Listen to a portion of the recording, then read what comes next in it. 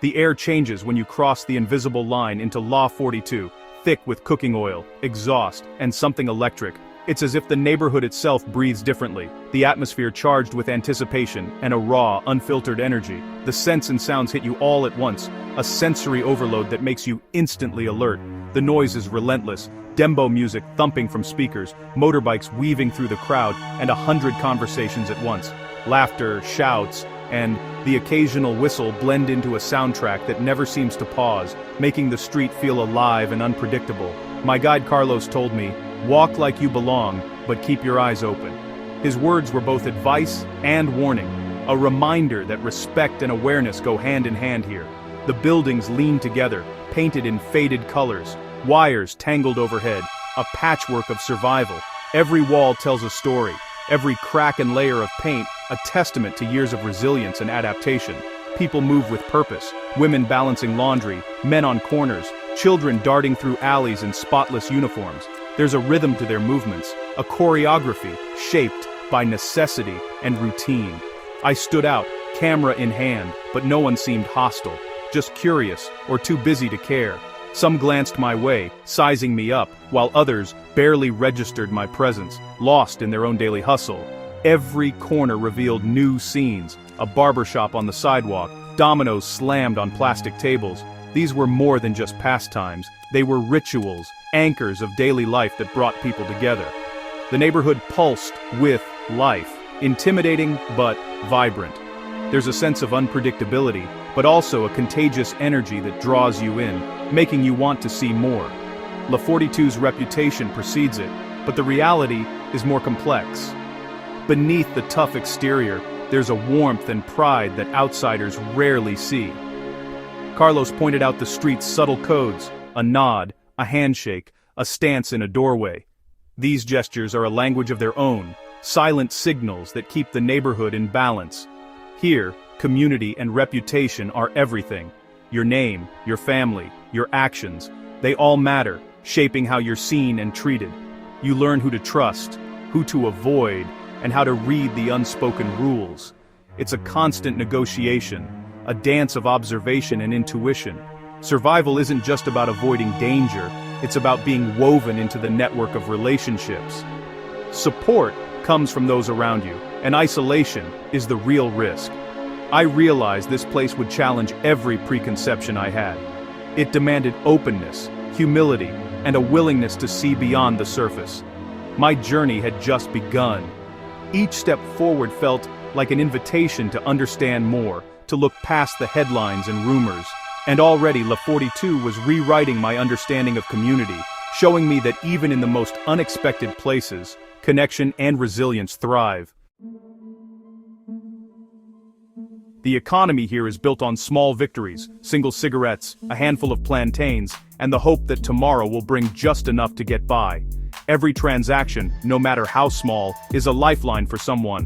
One egg at a time, people stretch their pesos, making careful choices with every purchase. I watched a woman selling her meager inventory: onions, garlic, plantains. Each sale mattered, each coin exchanged a small victory against hardship. People buy only what they need for the next meal. Scarcity shapes every decision, and waste is a luxury no one can afford.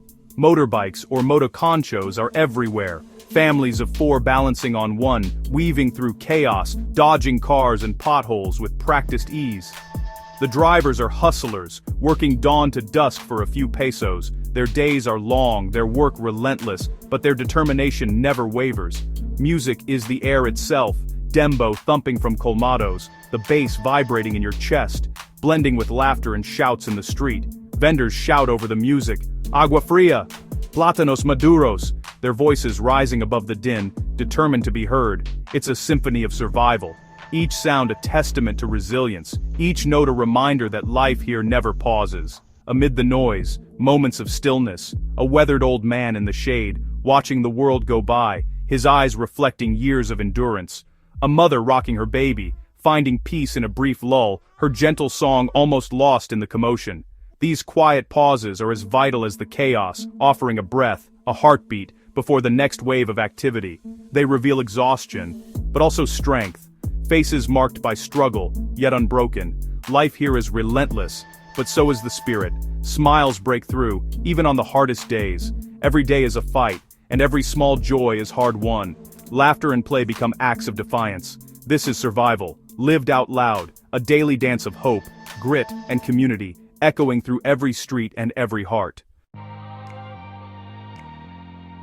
In Law 42, community is the true currency. Neighbors watch each other's children, share food, and step in during crisis. No questions asked. Trust is the glue. Today you help, tomorrow you might need help. I saw it during a sudden flood. People rushing to help neighbors, not just themselves. Comados are the heart of this network. Shop, bank, post office, and social club all in one. The Comado owner is a confidant, a problem solver, a pillar of stability. This interdependence is survival, but it's also family. In a world that's forgotten them, they've built their own safety net. The bonds here are stronger than money. It's a wealth measured in trust and connection. In Law 42, that's the treasure people guard most fiercely.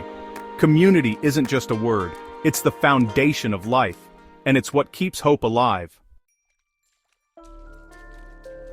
Maria was washing clothes outside her one-room home when I met her, her hands moving with practiced care over each garment. The morning sun was just beginning to warm the narrow alleyways of Law 42, and the sound of water splashing in the tub echoed softly against the concrete walls. At 28, her eyes showed the weight of survival, lines etched by worry, but also by determination.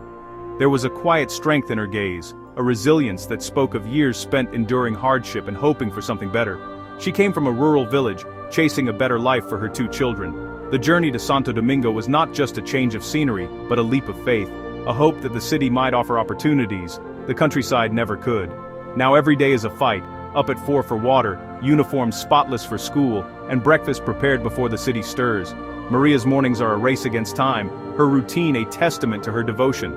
Then, she faces a 2-hour commute to her cleaning job, squeezed into a crowded guagua, her mind already on the tasks ahead and the children she leaves behind. Her earnings barely cover rent and food. No savings, no safety net. Every peso is counted, every purchase weighed, and there is never enough left over for emergencies or dreams. Sometimes, she skips meals so her kids can eat, her own hunger hidden behind a gentle smile. Sacrifice is woven into the fabric of her days. Yet Maria's focus is unwavering.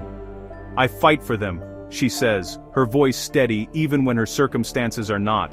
"I want them to study, to be professionals. I want them to have choices I never had, to break the cycle that has held us back for generations. I don't want this life for them." Her hope is both a shield and a burden, carried quietly through each day. She keeps their school books wrapped in plastic, protecting them from rain and dust, determined that nothing will stand in the way of their education. She helps with homework every night, even when she's exhausted, her encouragement a constant presence in their lives. Pushing her own education to its limits, she learns alongside them, determined to give her children every advantage she can. Her dream is for the next generation, to see her children rise above poverty, to watch them build lives filled with dignity and opportunity. Maria's story is one of quiet heroism, sacrifice, dignity, and hope, lived out in the shadows of hardship. In a place defined by struggle, where every day is a test of endurance, she is a beacon of resilience, her spirit shining through even the darkest moments. There are thousands like her here, mothers and fathers fighting for their families, each with their own story of courage, each with their own battle, their own dreams, and their own sacrifices. Her hope is fragile, but unyielding, a quiet force that keeps her moving forward. It's the light that refuses to go out, even when the world seems determined to snuff it out. Maria's fight is the true heart of Law 42, a testament to the power of love and perseverance. Her story is not unique, but it is essential, a reminder of the strength found in ordinary lives. Understanding her is understanding this place, and the hope that endures here against all odds. As night falls, La Cuarenta transforms. The music gets louder, the streets more crowded, the energy electric. Carlos grows more cautious. The night has different rules. The hustle intensifies, some sell food under dim bulbs, others turn to riskier trades. Drug dealing is visible, a harsh reality for many young men with few options. Police are rare, and when they come it feels more like an invasion than protection. The community prefers to handle its own problems, but the night isn't just danger, it's release. People gather, share rum, dance in the street, the music unites, offering escape from daily struggles. Couples dance with breathtaking passion. For a few hours, the barrio feels like a giant party. This is the paradox. Joy and fear, community and crime, side by side. To understand La 42, you must see both. The night lays bare the soul of the neighborhood. The future of La 42 rests with its youth. On a dusty baseball field, boys dream of becoming superstars, an escape from poverty. Girls gather on stoops, sharing a cracked phone, dreaming of fashion, dance, and influence. They see a world beyond the barrio on their screens. Their ambition is fierce, their optimism undimmed. But obstacles are everywhere. Poor schools, family needs, the lure of the streets. For every dreamer, reality threatens to pull them back. Community mentors and youth leaders offer hope and guidance. What struck me most was their belief in themselves. They see a future beyond these streets. Their hope is the neighborhood's greatest resource. The question is whether it will survive the weight of reality. But for now, it burns bright. In La 42, basic necessities are a daily struggle. Water comes by truck. Residents haul heavy buckets upstairs. Electricity is unreliable. Wires tangled overhead. Outages common. When the power goes, life stops. No fans, no refrigeration, just heat and improvisation. Amid scarcity, sharing a meal is profound. I was invited into a tiny home, 6 people, 2 rooms, and a meal of rice, beans, and chicken. They offered what little they had with open hands. Eating together is communion, a reaffirmation of bonds. In that dim room, I felt the true meaning of community. Their daily anxieties, water, power, food, are urgent, not abstract. To be offered a share of their little is humbling. It's a lesson in grace and dignity. Even in hardship, generosity endures. Before coming here, I only knew the headlines, crime, danger, warnings, but the real La 42 is more than a label. It's a tapestry, a mother's lullaby, the taste of street food, laughter over dominoes, the thump of Dembow. It's Maria's quiet dignity, old men's jokes, children's dreams. The headlines miss these stories. To understand this place, you must look past fear and see the people.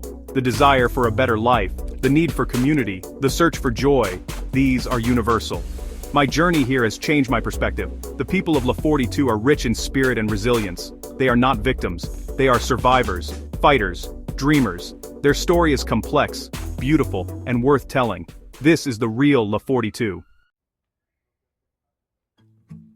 As my time in La 42 ends, I feel respect, responsibility, and gratitude. These stories are not just statistics, they are lives of love, sacrifice, and hope.